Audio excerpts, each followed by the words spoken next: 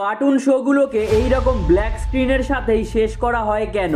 ডোরেমনের জিয়ান আর সুনিয়র মতন আর একটা কম্বোকে দেখানো হয়েছে, আর কিডরেটসু কার্টুনে ডোরেমনের মতনই সেম ক্যারেক্টারই কেন দেখানো হয়েছে? তো ভিডিওটাকে এক্ষুনি একটা লাইক করে দাও, কারণ ভিডিওটা খুবই ইন্টারেস্টিং হতে চলেছে। Number 1, character. সেদিক থেকে দেখতে গেলে প্রত্যেক শোতে আলাদা আলাদা ক্যারেক্টার বানানোর চেষ্টা করা হয়, কিন্তু জাপানের যে সমস্ত অ্যানিমেগুলো হয় সেগুলো বিশেষ করে বাচ্চাদের জন্য বানানো হয়, ফলে সেগুলোতে একই রকমের ক্যারেক্টারই বানানো হয় সেম ড্রয়িং স্টাইলের কারণে। যেমন তুমি ডোরেমন আর কিডরেটসুকেই ভেবে দেখো, সেটাতে সমস্ত ক্যারেক্টারই প্রায় সেম। আর এটার আরেকটা কারণ হলো এটা একে অপরের থেকে ইন্সপায়ার হয়ে বানানো হয়েছে। আর তাছাড়া জাপানের যে সমস্ত কার্টুন আছে সেগুলো বেশিরভাগই এই রকমেরই হয়। সেই সমস্ত কার্টুন কোনো একটা কার্টুন থেকে ইন্সপায়ার হয়ে বানানো হয়, ফলে তাদের সমস্ত ক্যারেক্টারই সমান হয়। যেমন রোবোটান নামের একটা কার্টুন আছে যেটা ভারতে ততটাও পপুলার ছিল না, কিন্তু এর সমস্ত ক্যারেক্টার আর প্লট অনেকটাই ডোরেমনের মতনই হয়। নেক্সট, আল্ট্রাবি নামের একটা কার্টুন ছিল যেটার সমস্ত ক্যারেক্টার গুলো ডোরেমনের সাথে অনেক মিল ছিল,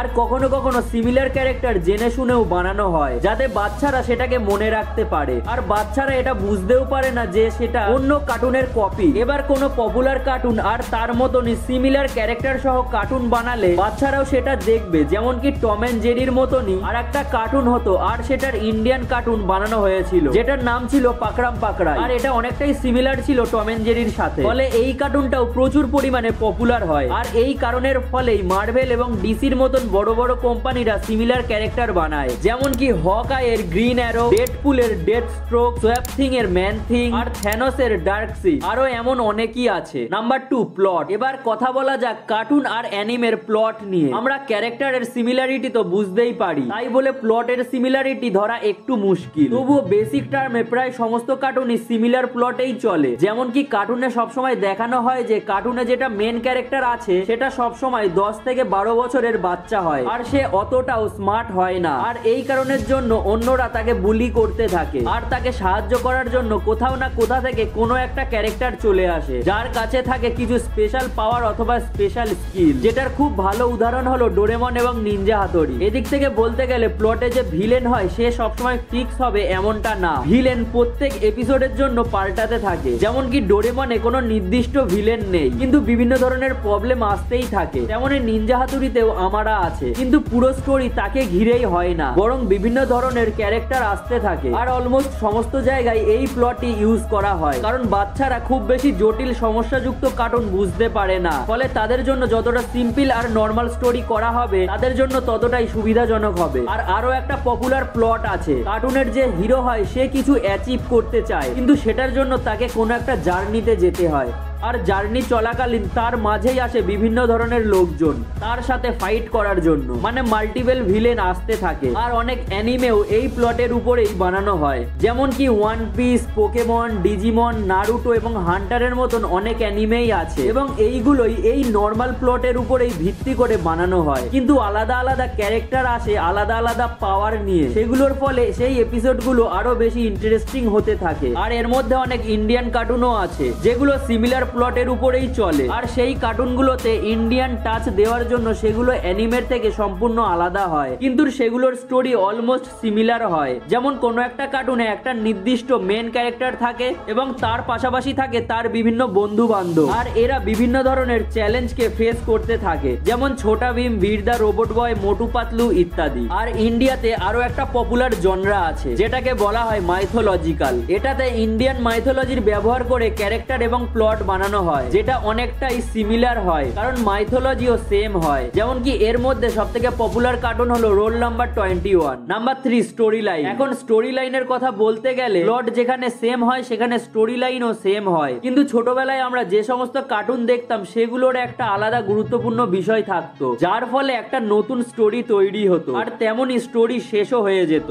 যার ফলে সেই কার্টুনটা একটা কন্টিনিউ ওয়েতে চলতে থাকতো। যেমন কি এই এপিসোডে কি হচ্ছে এবং এর পরবর্তী এপিসোডে কি হতে চলেছে সেটা সম্পর্কে আমাদের কোনো ধারণা থাকতো না, কারণ সেই একটা এপিসোডের মধ্যেই স্টোরি শুরু হতো এবং স্টোরি শেষও হয়ে যেত। যেমন কি ডোরেমন, নিনজা হাতোরি, শিনচ্যান, এমনকি ইন্ডিয়ান কার্টুন যেমন রোল নাম্বার 21, ছোটা ভীম, মোটু পাতলু, আর এই সমস্ত কার্টুন এই সেম স্টোরি লাইনকেই ফলো করতো। এবার এটার দুটো ভ্যারিয়েশন আছে। সবার প্রথমে এদের ছোটখাটো কোনো একটা প্রবলেম হতো, ফলে সেটাকে সলভ করার জন্য তাদের কাছে যে ম্যাজিক্যাল পাওয়ার থাকতো তারা সেটার ব্যবহার করতো। যেমন কি ডোরেমনকে ধরলে সে বিভিন্ন গ্যাজেটস এর ব্যবহার করতে থাকে, যার ফলে সেই প্রবলেম আরো বেশি বড় হয়ে যায় আর তারা শুধুমাত্র সেই প্রবলেমকেই শেষ করতে চায় এবং সেটারই চেষ্টা চালিয়ে যায় এবং তারপর প্রবলেম শেষ হওয়ার সাথে সাথেই সেই এপিসোডও শেষ হয়ে যেত। আর যদি কথা বলা যায় দ্বিতীয় স্টোরি লাইনে, তাহলে সেই এপিসোডের শুরুতেই কোনো একটা নতুন ক্যারেক্টার আসতো অথবা কোনো একটা পুরনো ক্যারেক্টারই ঘুরে ফিরে আবার আসতো আর এপিসোড শেষ হওয়ার সাথে সাথেই মেন ক্যারেক্টার সেই ভিলেন ক্যারেক্টারটাকে হারিয়ে দিত। অর্থাৎ প্রতি এপিসোডেই এই একই স্টোরিই হতো, যদিও সেটাতে আলাদা আলাদা জিনিস ঘটতো, তবুও সেই এপিসোডের ফ্রেম কিন্তু একই থাকতো, যার ফলে সমস্ত কার্টুন আমাদের সিমিলার মনে হতো। কিন্তু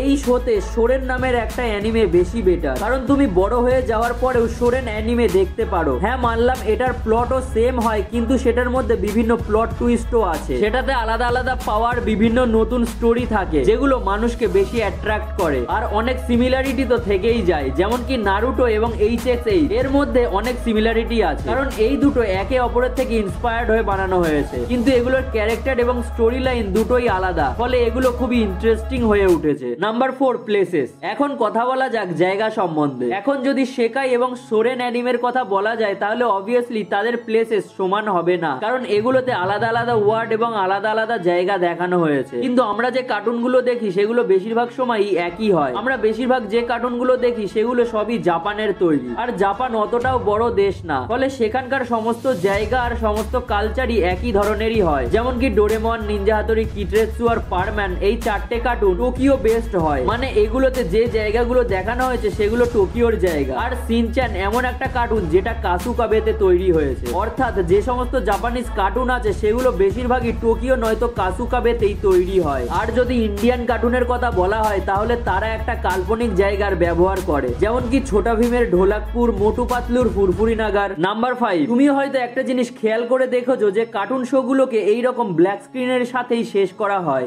কিন্তু কেন? সব থেকে প্রথম কারণ হলো এর ফলে একটা মিস্ট্রি তৈরি হয়, যে তুমি যদি ভালোভাবে শোটা না দেখো তাহলে কিছু জিনিস তোমাকে ভাবার জন্য বাধ্য করবে যে এটার পর আর কি কি হতে পারে বা এর আগে কি হয়েছিল। দ্বিতীয়ত, ক্যারেক্টারের ফেসিয়াল রিঅ্যাকশন ভালোভাবে বোঝা যায়, আর এর ফলে শো এর শেষে একটা স্ট্রং বন্ডিং সৃষ্টি হয় দর্শক এবং ক্যারেক্টারের মধ্যে। তো ভিডিওটা ভালো লাগলে অবশ্যই একটা লাইক করে চ্যানেলটাকে সাবস্ক্রাইব করে দিও, আর কমেন্টে জানিও তোমার ফেভারিট কার্টুন কোনটা, আর ভিডিওটা অবশ্যই তোমার কার্টুন স্পেশালিস্ট বন্ধুদের সাথে শেয়ার করতে ভুলো না। তো আজকের জন্য এই পর্যন্তই, দেখা হচ্ছে পরের ভিডিওতে। Piece out.